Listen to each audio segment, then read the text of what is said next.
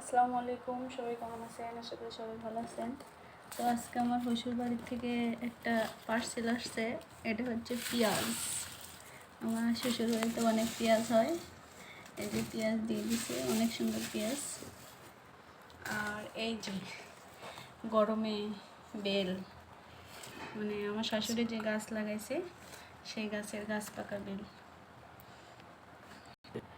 আর এই বেলের শরবত আপনাদের সাথে শেয়ার করব।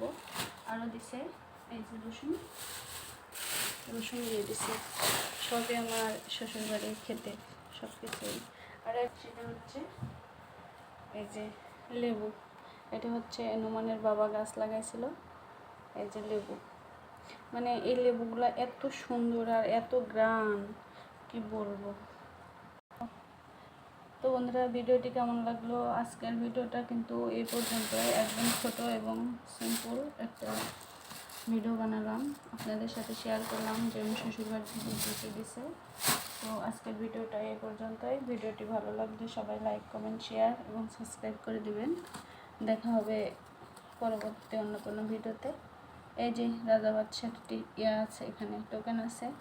এই রাজা বাদশাহ গাড়িতে উঠিয়ে দিচ্ছে। আমরা যাইতে পারিনি বাড়িতে, ঈদের মধ্যেও যাইনি, যার কারণে আমাদের জন্য পাঠিয়ে দিছে। সবাই ভালো থাকবেন, আল্লাহ হাফেজ।